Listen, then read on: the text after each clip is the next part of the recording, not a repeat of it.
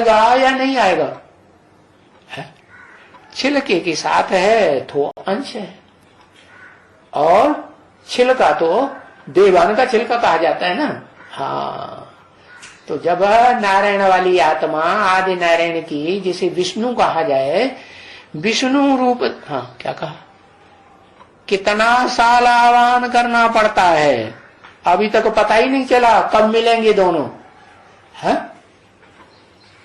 अरे ब्रह्मासो परम विष्णु बनने में कितना टाइम लगेगा, ये पता ही नहीं चला तुमको, कैसे ज्ञानी हो। है?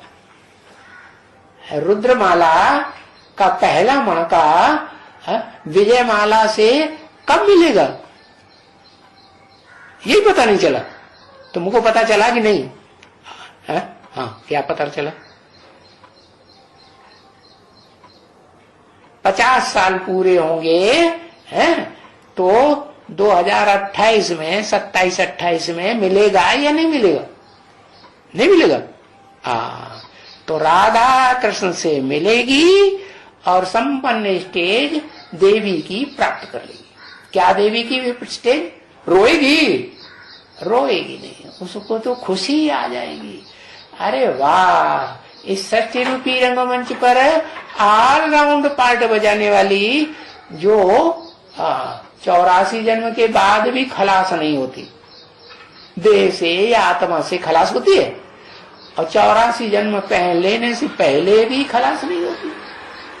तो मैं तो ऐसी हीरो पार्टधारी, ऑलराउंड पार्टधारी आत्मा की साथी बनूंगी सबसे जास्ती 84 जन्मों में, या नहीं बनूंगी? बनती है ना। किसी जन्म में वो आत्मा अपवित्र होती है? नहीं होती। अच्छा, दुर्योधन तो शासन नहीं बनती, पुरुष चोले का जन्म नहीं लेती है? अरे नरक की दुनिया में, स्वर्ग नरक दो ही तो मिलकर के ये दुनिया बनी ना, तो उसमें नरक की दुनिया में नर बनती है कि नहीं कभी? हाँ, जब अभी नर बनेगी तो वो आत्मा की आवाज है, वरं शंभु न तो रहूं कुंवारी। मैं आत्मा या तो वर्ण करूंगी, किसका? शंभु, जो स्वयंभू इस षष्ठी रूपी रंगमंच पर स्वयं बड़े ते बड़ा हो करके प्रत्यक्ष होता है, विश्व का पिता नहीं प्रत्यक्ष होता है। मैं उसकी संगिनी बनूंगी। कैसी संगिनी है?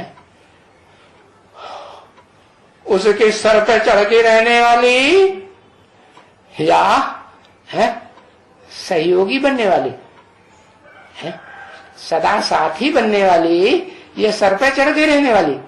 सदा साथी बनने वाली। सदा साथी किस आधार पर? है?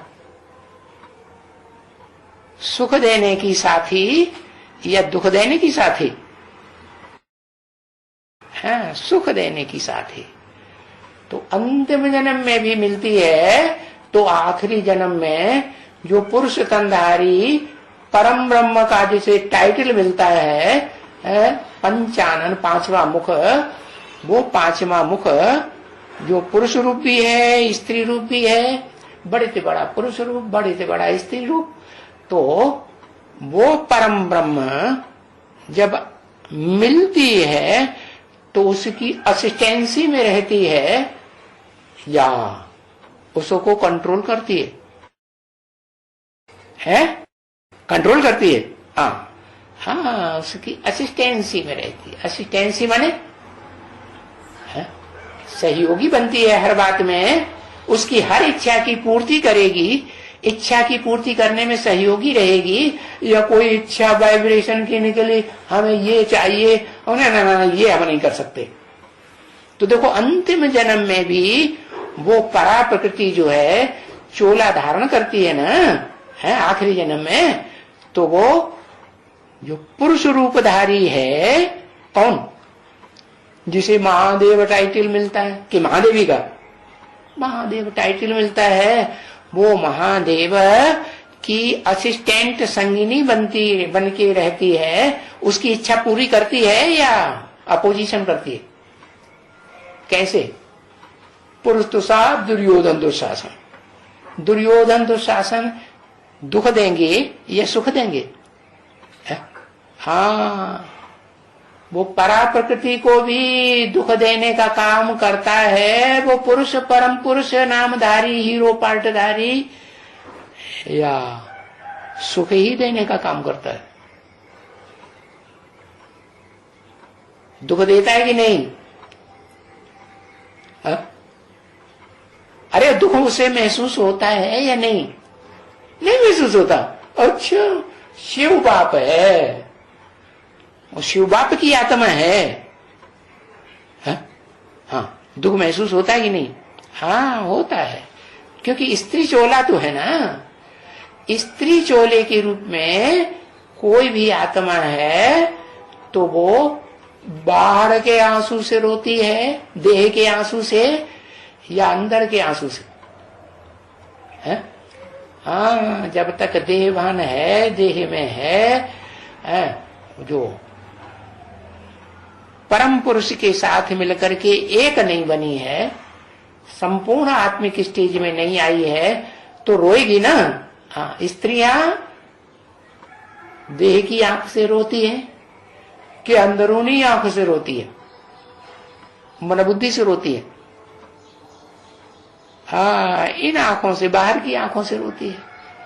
और जो पुरुष है बाहरी आंखों से भले नहीं रोएगा, लेकिन अंदर से मन बुद्धि से रोता है या नहीं रोता है? रोता है। तो बताया कि देह के आधार पर, देह की आंखों के आधार पर जो दुख है उसका प्रत्यक्ष निकल आता है। असुवन मोती नाम दिया है मुरली में। क्या? हाँ, ये जो आंसू निकलते हैं, ये आंसू क्या करेंगे? वो पहला पहला कवि है जिसकी आंख से आंसू निकलता है, तो वो स्टेज, सुख की स्टेज आंसू पकड़ेगा या रोता ही रहेगा? है? हाँ, जो कवियों की भाषा होती है ना, अंदरूनी भाषा होती है ना, तो वाइब्रेशन की भाषा होती है, वो वाइब्रेशन को पकड़ने वाली आत्मा है। वो कवि, वो पहला कवि है। क्या? कौन सा कवि है? जो शरीर से सदा पवित्र रहती है आत्मा, हर जन्म जन्मांतर पवित्र रहती है। तो पवित्र रहने वाली जो आत्मा है, वो बता दिया ना, जब तक शरीर धारणी है तो रोती है, और जब अशरीरी के साथ मिल जाती है, एक हो जाती है स्वभाव संस्कार से, तो रोती है।